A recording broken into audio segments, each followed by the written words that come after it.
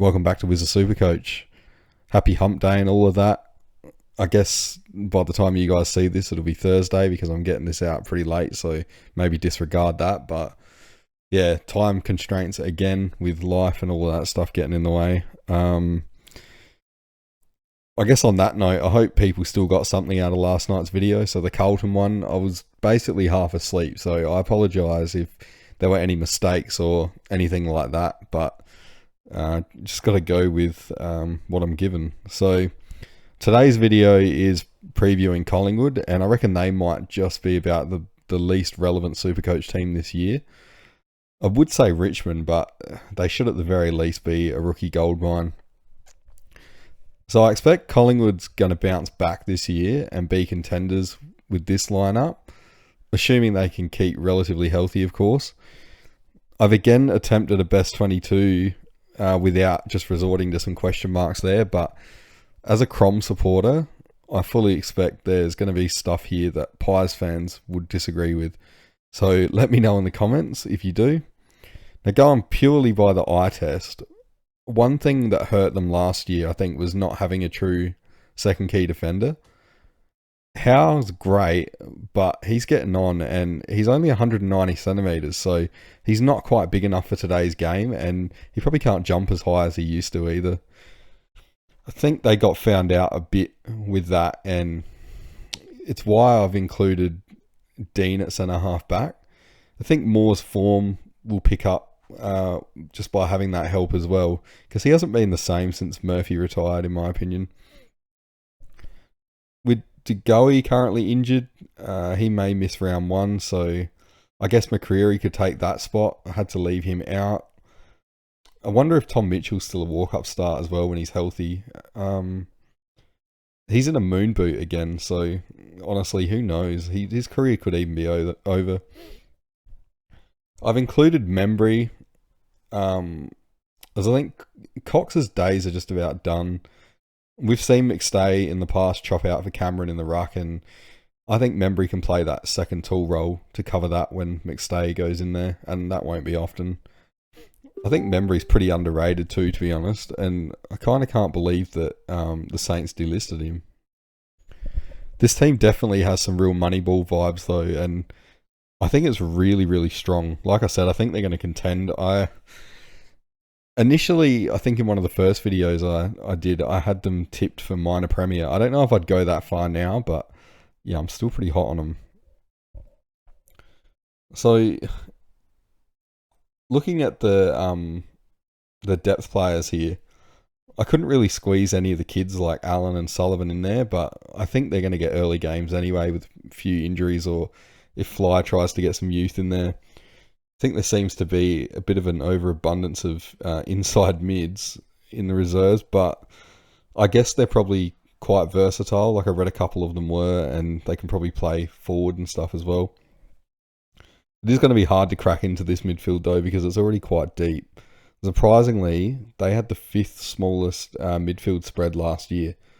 I'll explain that more in depth shortly, but yeah, I didn't realise how reliant they were on the first 3 or 4 midfielders, despite having quite a lot of players run through there at different times and get small CBA percentages. So I guess now's the time to have a look at that.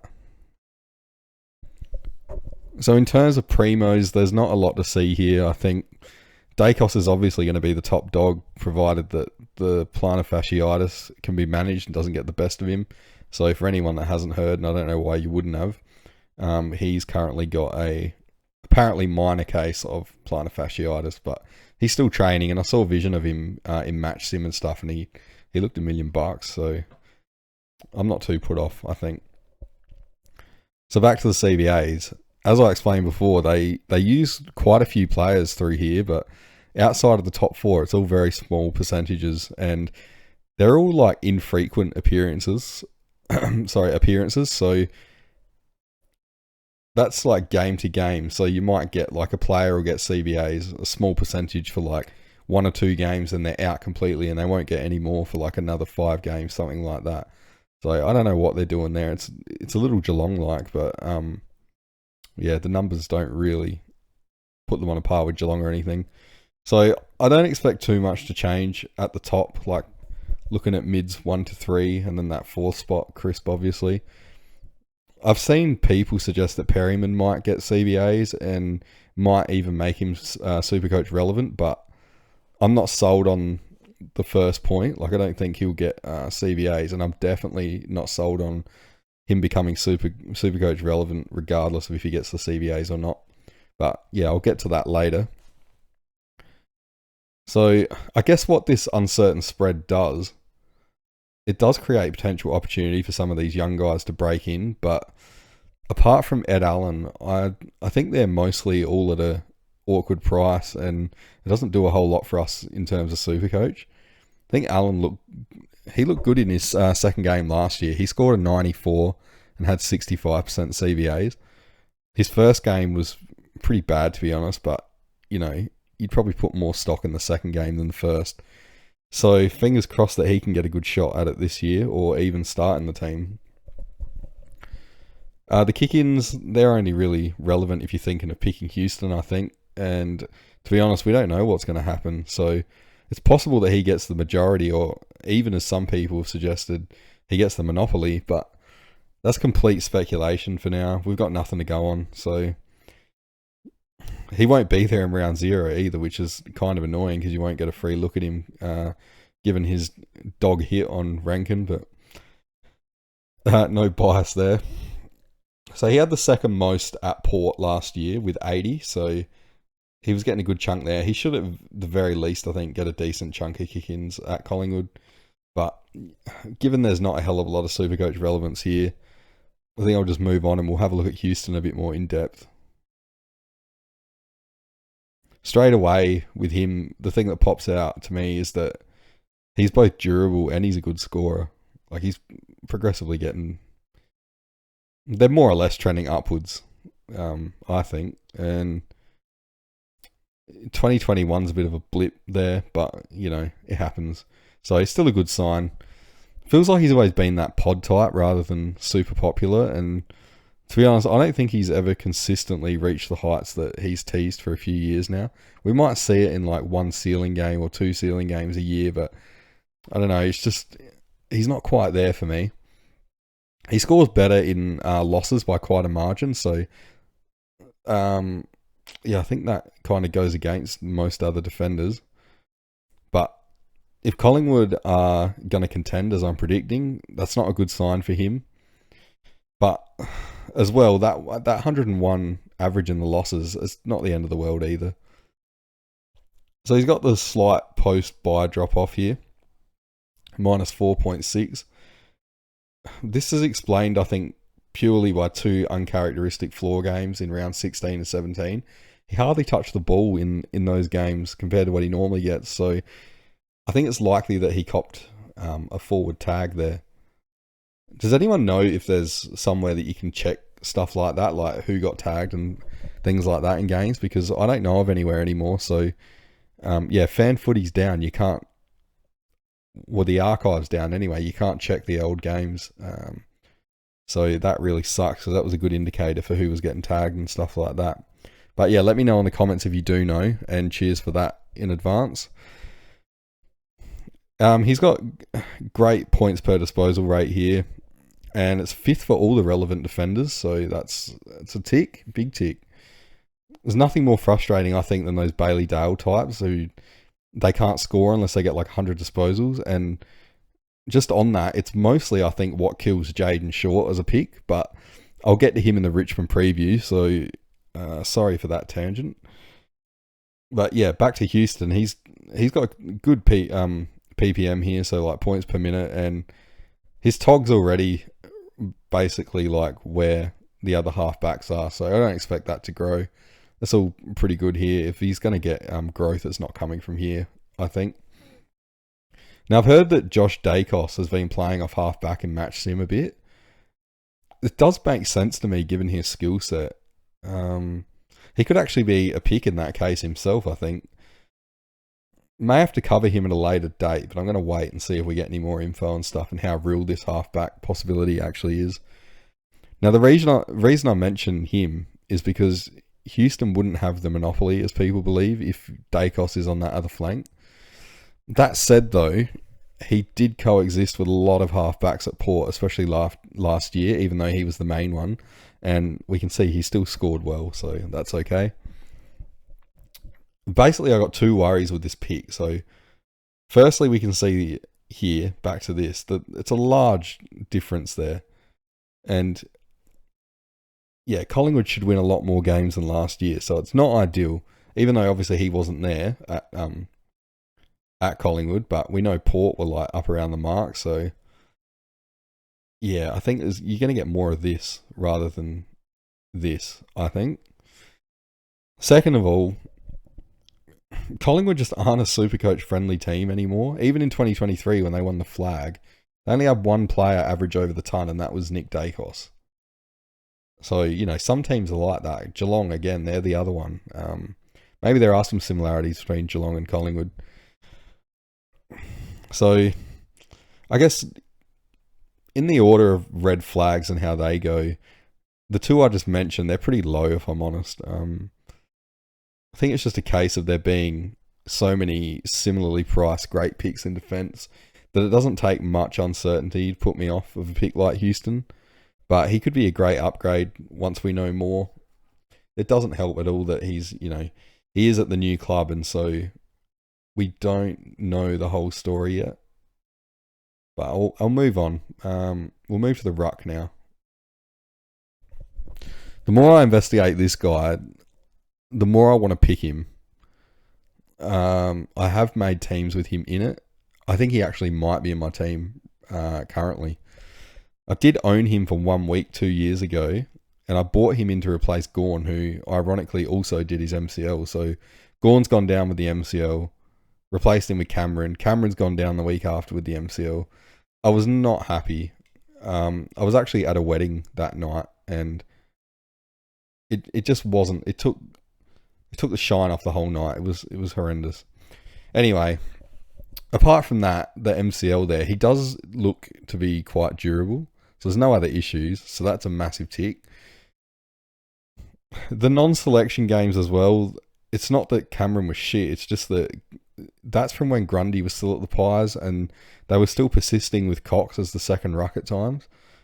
I think it was a waste of time in hindsight, bar maybe that 2018 prelim, which I did enjoy because, yeah, being a Crom supporter, I wasn't too happy with Richmond back then. But yeah, his average, it's also progressed nicely each season, like, you know, really linear here. Last year's average should have been higher too, but there was a random game. He scored 18 in a full game against Brisbane in round 3 for some reason, and it was the only time that year.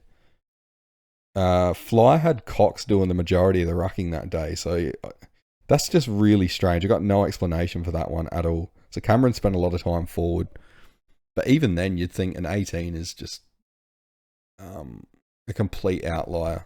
Like, you don't see that from many players at all. So yeah, I can't explain that one. Probably, I think the only concern here for him is that he does score better in losses. And so, again, if Collingwood are going to contend, that's not great for him. But I think this is pretty easily explained by Collingwood's terrible form in the back end of the year. And that's when Cameron hit his stride. At least I hope that's the only reason. But yeah, I'm pretty confident in that. It's almost identical as well for the pre and post buy here as well. That link should be pretty obvious. Cox also had a decline in CBAs in this time as well. But it's definitely a good sign that Cameron was still scoring so well with Cox in the team.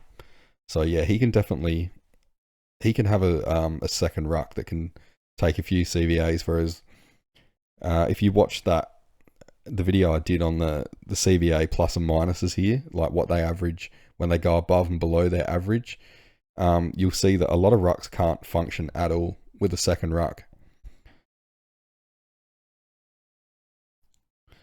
His points per disposal look great, although there's not a lot to go on for rucks just yet. because I was doing them separately, and I haven't done that video yet, so I haven't even researched the rest of them except for TDK, which I included in last night's video, and Cameron's got his 6.2 covered at least, so that's a good sign. I know rucks score completely differently to the other players, which is why I've waited to do them separately in another video, but I think this is a good indicator compared to other rucks only. The PPM and TOG, I think it shows a little room for growth here. I'd expect Cameron to add like another 5% maybe at some stage. That'd be nice to this TOG. But yeah, the PPM's good. His average centre bounce percentage, as I said before, that was 75%, which is just above his sweet spot here. So for anyone that hasn't watched the other videos, how this sweet spot thing works is that this is his average from when he gets this percentage of CBAs, like his average score. And then the one in red with the star, that's because there's only one game of data for that one. But yeah, we can see that he falls into here, so that 108. Ideally, we'd want him down here, 60 to 70. This is still a good average regardless, though. Most of it doesn't even matter anyway if we're focusing mostly on his post-buy average up here, and that's why we'd be picking him. I guess it's this as well, to a lesser extent. Like I said before, this shows that he can take a small hit to his CBA average, and he's still going to be able to score with Cox in the team. Like, it's not going to derail him like most rucks. So, yeah. I should note that in the ruck video I did that had the 3 categories, so this CBA plus and minus, the win-loss average, and the pre versus post-buy average, Cameron was the only ruck that was top 3 in all 3 categories, so that stood out to me big time. I can honestly see him going at, I reckon, that 110 to 115 mark next year. I'm hoping for the 115 mark. It's pretty likely that I pick him, I think. I have had Gawn in there, and I think I had him in there in the last team update that I did, last video, but Gawn's just so expensive. I'm not confident enough. Like, I'm pretty confident, but not enough to say that Gawn and Cherry will definitely be 1 and 2. I could even end up getting rid of Cherry, I think, and having Gawn and Cameron. Last time I had those two anywhere near each other, though, as I said, it didn't go well, so maybe that's a sign to steer away from it. But yeah, Cameron is very underrated. He's flying under the radar big time. I see him as one of the best picks in the ruck. Like, everyone's talking about Darcy and English and that. Yeah, I think Cameron's not getting nearly enough attention. But, you know, if you want to leave me to pick him by myself, I'm cool with that, because I do want to win. Next up is Nick Dacos, the one and only. I'm going to start by saying I reckon he could actually be a value starting pick, which is absolutely crazy at his price, but just hear me out. I got to emphasize as well the word could be. Like, he could be a value starting pick, but there's things that have to go right for him. So first of all, he came runner-up in the Brownlow in his second season, so that just shows what kind of player he is. Look at his scoring and his durability. It's amazing. It's absolutely insane. I'll admit the current plantar fasciitis issue, that does put a red flag up a little bit. But as I said before, it's apparently on the minor end. Not sure if that's just club spin though. Who knows? Wouldn't be like an AFL club to lie, would it?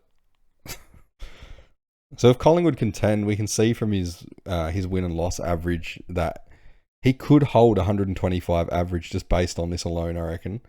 It also accounts for his slight drop post-buy, because as I mentioned, like same for Cameron, the Pies didn't win many games in that post-buy period.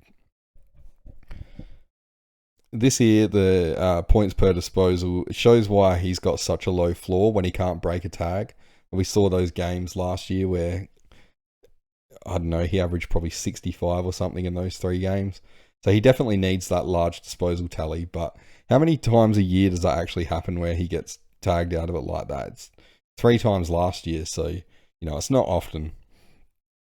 The points per minute's amazing, and I think I can see his TOG getting to like 90%. Like, think of Goulden or someone like that. He's an absolute aerobic beast, but I wonder if that, again, that plantar fasciitis, it might limit that happening this year. He's got the average of 74% CBAs, so it puts him in a nice bracket here, although there's only one game of data to go on from last year. I think it's pretty clear, though, just looking at this, that he's going to score well in any of these brackets. He's just that kind of player. Like, it doesn't matter where he is, he's going to find a way. I wouldn't say the CBAs in the wins and losses here add much statistically, as it's only 1.7% difference. What it does show, though, is that Fly still trusts him when things aren't going well. So we've seen already that some midfielders, when shit hits the fan, they're kind of first one out of the midfield. So he's a pretty straightforward one, I think. I'm not too worried about the current, let's call it an injury that he's carrying, but I do admit I removed him from my team when I found out about it.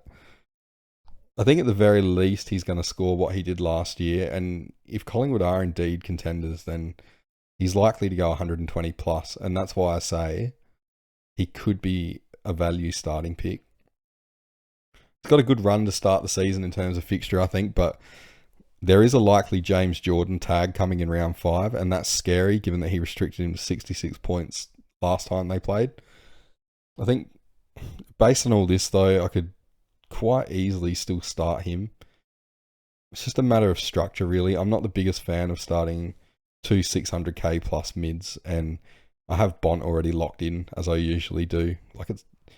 Dacos is amazing, but Bont is just like on his own level, I think, in terms of Supercoach.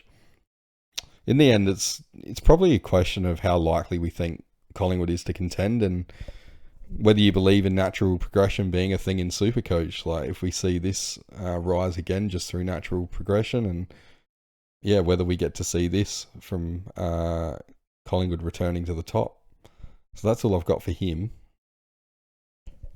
And you'll notice this is a much shorter video because obviously Collingwood just not Supercoach relevant. But lastly, you're probably wondering why I've included Perryman. And I haven't because I see him as a viable pick. Not at all. I've done it because I've seen quite a few others suggest that he could be if he gets CBAs. I'm basically just using this to show why I don't think he is at all.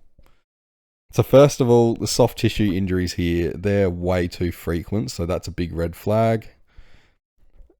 I'll admit, though, he hasn't missed nearly as much footy as I expected to see. Like, I swear he'd missed entire seasons and stuff in the last few years, but I stand corrected. So his best scores, they came back here, like when he was playing as a half-back.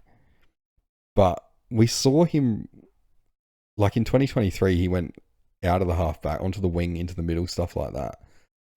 He moved back to defence last year, and his scores couldn't recover back to this level.